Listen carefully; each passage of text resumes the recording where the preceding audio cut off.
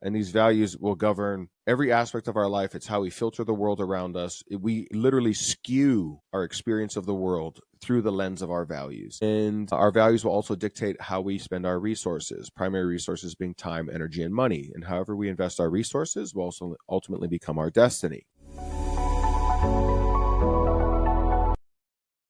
Welcome to A Founder's Life, and I am your host, Leo Gestetner. My guests on my shelf share our entrepreneurial journey and our methods for a balanced life. I'm joined here today by Keala Kanae. Keala, thank you for joining us today. Would you like to introduce yourself? Yeah, well, first, thank you very much, Leo, for having me on the podcast. It's an honor to be here.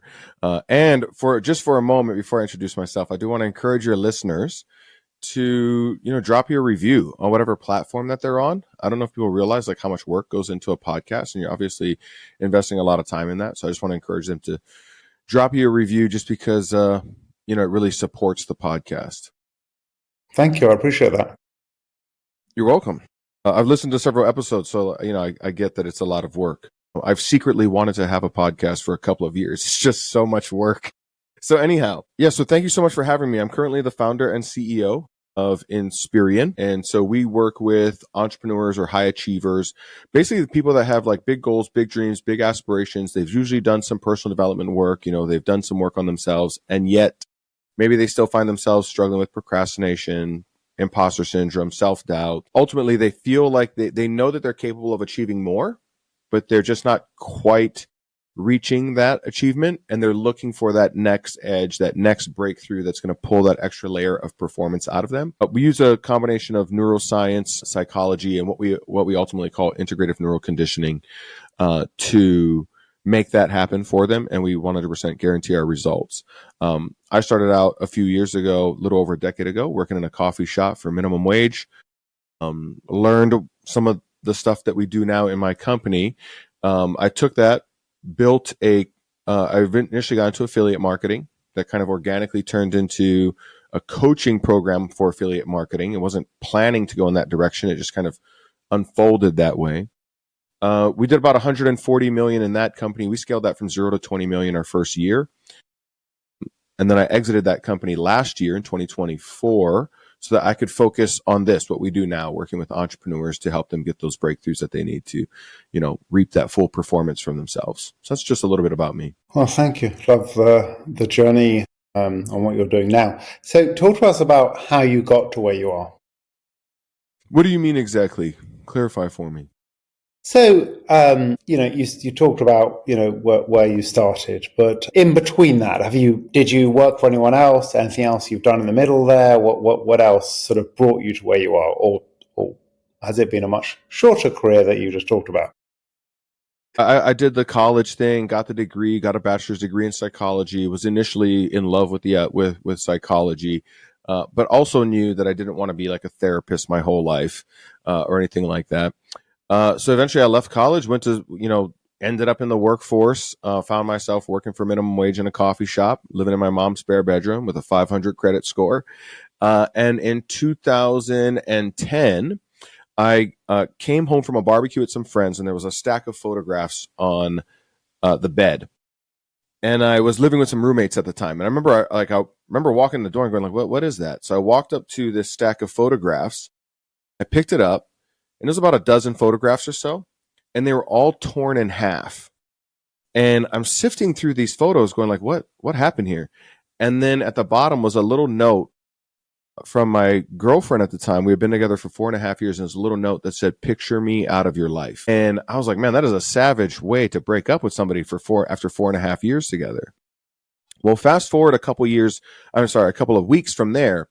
And I had moved out of my bedroom, or moved out of that house with my roommates. I couldn't afford the rent, ultimately, is what happened. I moved back in with my mom, and she's not answering my phone calls. She's not answering my text messages. It's been a couple of weeks. I really thought this was maybe this was a moment of anger, and we're going to sort this out. And I'm pacing up and down the hallway in my mom's house, and I have this moment where, I ask myself this life-changing question. I was kind of taking inventory about everything in my life where I was unhappy, unsatisfied, not getting the results I wanted.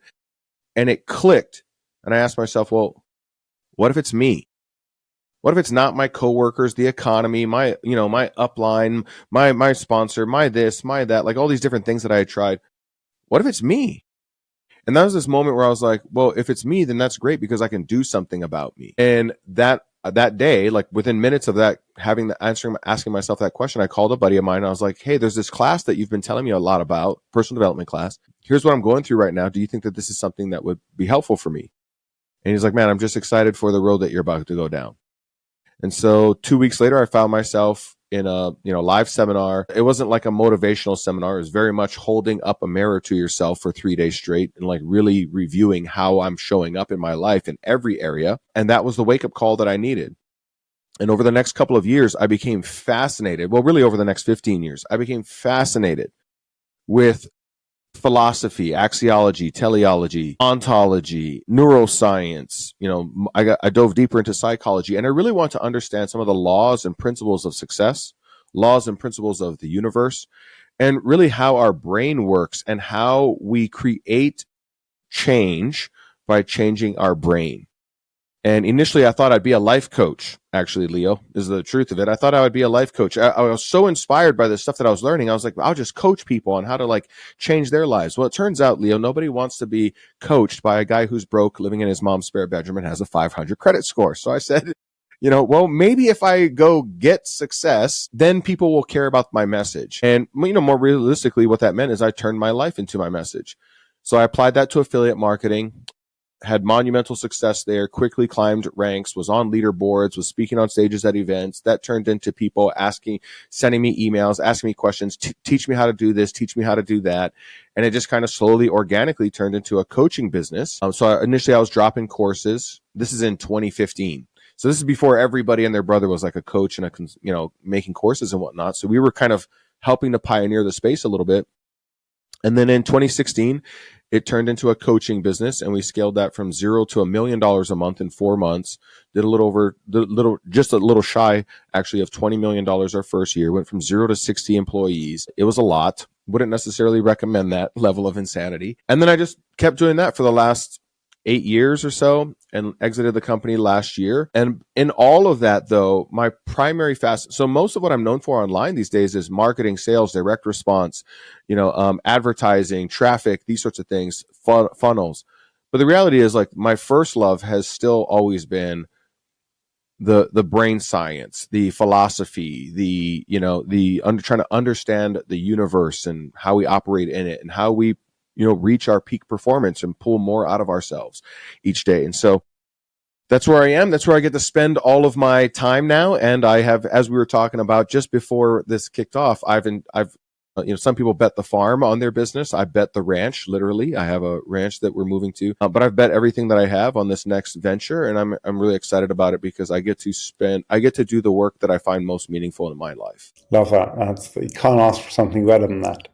And I think it's interesting, you started off by talking about how, you're blaming everyone else, which for you at the time was your girlfriend, until you look inside. And I think that's so true in so many different ways people do that. I mean, I see it in the workplace all the time.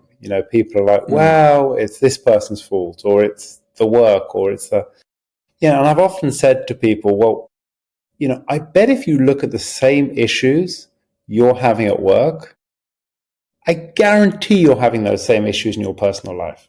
You may not notice them, but the same patterns repeat themselves, whether it's us blaming the world or whatever it is, the same patterns repeat throughout our lives. So at some point you need to address them. At some point you need to look at yourself and work out what you want to change. And that doesn't have to be a fundamental change, but Absolutely. Step changes is what makes a difference and helps you move forward in life. Absolutely. With my leadership team, we have and this is a spoken shared philosophy. It's not like an unspoken rule. I talk with them about this a lot. Probably them, but definitely me. So when we have an issue going on inside of the organization, or especially interpersonal issue, my first thing with them is, well, how are you creating that? So because I want to encourage them to look at ourselves first. Where could I improve? Where could I have maybe had better communication? Where could I have better set expectations? Where could I have practiced better, project management? Where could I have set better guidelines around, what outcomes we're supposed to look like, these sorts of things. Like, we look at ourselves first before we go blaming other people in the organization for the results that we're not getting, right? So for me, one of my leadership principles is essentially we pass on the praise, but we accept the reprimand. So when the job is well done, we pass that on to our team members. They did an amazing job. They did amazing work. It's the foot soldiers on the front lines. But when something goes wrong, we stand out in front of the team in our different departments, or myself as a CEO, and say like, okay, I made a mistake, and we might have to own it up to the customer, own up to it on social media, whatever it might be. But hey, I made a mistake. I own that, and we're going to do better going forward from here. So pass on the praise, but accept the reprimand. Probably them, but definitely me. And I feel like this allows us to continue to optimize ourselves over and over again, because, the goal is to be just slightly better tomorrow than we were today. And if we compound that over time, we're an entirely different organization a year from now, 10 years from now. Just some thoughts. I love that. That's some great words to live by there. So tell me what family means to you. Ooh, so, my fiance and I, which is the woman who ripped up the pictures that I told you about earlier, we eventually get back together. And now we've been together for this year makes 20 years. And interestingly, a couple of years ago, she proposed to me. So when we first started dating, she was like the anti-marriage. She's like, I don't really care about marriage. It's not important to me. And I had initially thought like, I want to get married. But over time, I just kind of was like, well, I guess that's really not that important to me either. But a couple of years ago, she proposed to me on a beach in Hawaii where we had our first kiss a long time ago. So for me, family is her and I. Oftentimes I can treat my team like family, but I also like to remind my team that we're not family.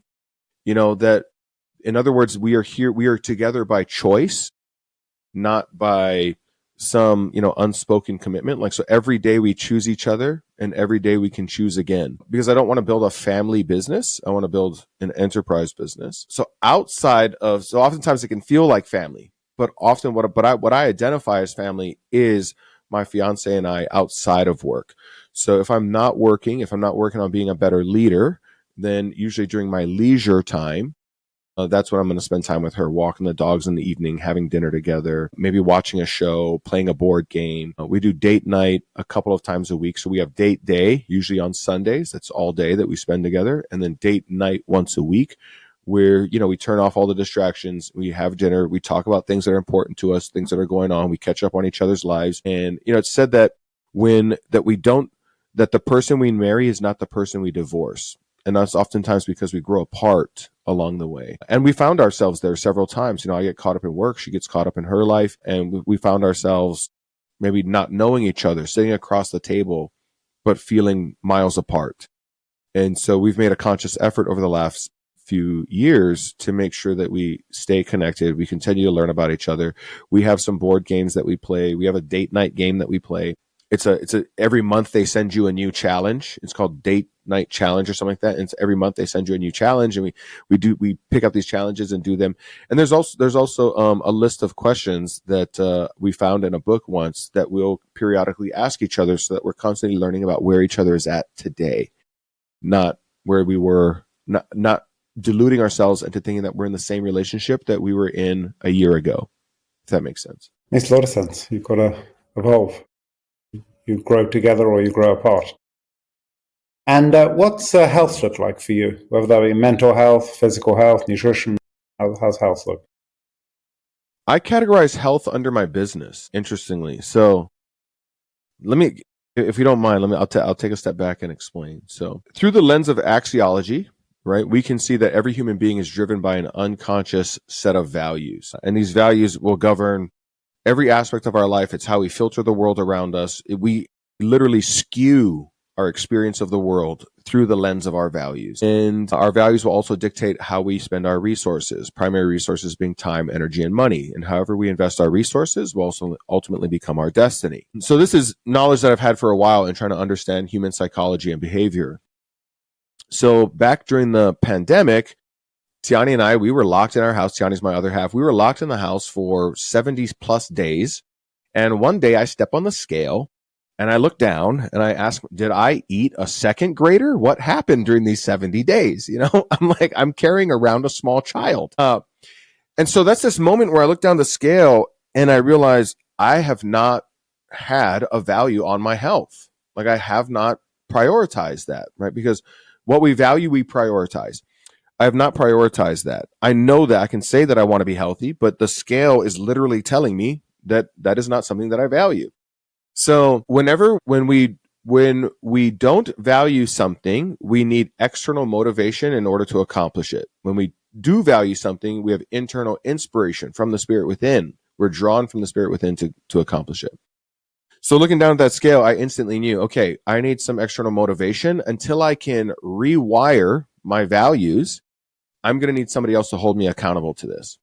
So I hired a trainer within about a week or so of that experience. I hired a trainer and we started working out every Monday, Wednesday, and Friday at 6 a.m. Hit the gym, and I know that external motivation is temporary. Like it will eventually wear off if I don't find a way to align this with my values. So now I'd come home from the gym, I would ask myself, well, so how is working out a benefit to the things I value most? I know my number one value, the thing I spend my most time, energy, and money on is my business. So I'd ask myself, well, how is this making me a better leader? How is this making me, a better decision maker, a better operator? And I would literally go online and Google as well, like what are all the connections? And I would just find these reasons over and over again. I noticed myself having better focus, better attention, better decision making, better cognitive function, better memory, sleep better, wake up better, all these different things. And over time, after about 6 months or so with a trainer, I let go of the trainer, went from working out 3 days a week to 6 days a week. And since then have been able to maintain that health is a priority for me. However, for me, it lands under the umbrella of business. It's essential to me being able to perform at my highest capacity in my business because as entrepreneurs, we're mental athletes, and there is a direct correlation between physiological function, the function of the body, and brain health. And so as a mental athlete, I want to support my brain, which also means as a direct byproduct, supporting my body. So I work out 4 to 6 days a week, depending on the week. Sometimes things get hectic. I'm also taking peptides right now. I take my blood sample every 90 days. I meet with a doctor. We go through my blood work. We create supplementation based on that. Take a few peptides to increase performance. I just recently started, I'm 42 years old. I just recently started, literally 2 weeks ago, started TRT. We did all the natural stuff to try to bring that up, and we only got it to about a 600. So we started TRT 2 weeks ago. And we'll see where it goes from there. But yes, it's health is a daily practice for me. I think that's what will allow you to be healthy for another 50 plus years. Forget the longevity, allow you to be healthy until you die. That's what's important to me, health span. And what do you like to do for fun? Although it sounds like a lot of what you do, you enjoy. Yeah, for fun, that's an interesting question. I get asked that question a lot, and I tell people like, well, my work is fun. I love doing what I do. And sometimes people will say to me like, oh, you need more balance. But so are you suggesting that I do less of the thing that I love doing? Because this is what I love doing, Now, that said, I also have another half, and she insists on, let we unplug occasionally. So oftentimes we're from Hawaii. So oftentimes a couple of times a year, we find ourselves in Hawaii. Love sitting at the beach, love unwinding. I love some good warm weather and some sunshine. Love jumping in the ocean, jumping on a surfboard, hanging out on the water. And being with our family. I mean, our family's out there, so when we're there, we get to spend quite a bit of time with family. So we spend about a month and a half every year, in Hawaii. And I would say that's what I do for fun. It's funny. You went from, Hawaii to Vegas. You couldn't get much further from the water. Yes. And now moving to Texas. Yes. Yeah. Apparently we like being landlocked. Yeah. But growing up in Hawaii, people love it as a vacation spot. But I think when we grow up around something, it's easy to, maybe take it for granted, or it's just not something that's new to me. Like I love to go to a big city like New York. Last year we were in London. for 5 days, and then we did a 14-day cruise all through like Ireland, Scotland, Norway, France, the UK. And that was like, I love seeing like big city. We were in Amsterdam. Like, I love the big city, the hustle and bustle. Whereas I grew up in an environment where it's very relaxed and slow paced. And so when I find myself in those environments, it just feels a little more complacent for me than I would like. It's less stimulating, less different. Go ahead. Yeah. And, with my next question is, what does a balanced life look for you? I think you sort of really described that. But, for me, what is that sort of, if you were going to really just summarize it for you, what makes a balanced life? Yeah, that's a really great question that people ask often, right? Like, what does balance mean to us? And I think I have a couple of perspectives on this. One, oftentimes when we think of balance, what we think of is like kind of a scale. Like, we have equal parts on each portion of the scale, kind of a thing, But I feel like that means that quite literally, if I'm balancing a scale, I'm taking from one side to give to another. I used to read Jeff Bezos's letters to his shareholders every year, and I think this came from his letter to his shareholders. It might have been something that's publicly said, but he said he likes to think of balance more as a circle, that both parts feed each other. Like that. What we do for work feeds what we do at home, and what we do at home feeds what we do for work. It is kind of the concept that I walked away with. And for me, through my lens of study, there's axiology. So, I have a set of values. We know that typically a person is only going to make manifest in their life the top 3 to 5 things that they value. My top 3 values are business, learning, and leisure. So if I'm not working on my business, I'm typically going to be learning something. In my mornings, I'll sit and listen to a podcast or watch some YouTube videos on a particular topic that I'm working on, or read a book. And then if I'm not doing one of those 2 things, I'm not working the business, I'm not learning, that's my leisure time. That's the time that I spend with Tiani, walking the dogs in the evening, or having dinner, or, putting on a show, or playing some board games, or going on a trip for, a couple of months out of the year. So I look at it as like every person is perfectly balanced across their set of values. Oftentimes, though, we feel imbalanced because what happens from a psychological perspective is that rather than honoring our values, which our values are demonstrated in our life, like if we look at our actions, it becomes clear what our values are. What we say and what we do are oftentimes in conflict. But if we were to just look at how somebody spends their time, energy, and money, we will identify their values. Well, oftentimes we can feel like we're out of balance or doing life wrong because we also tend to inject the values of our father, brother, sister, teacher, preacher, institution, the media.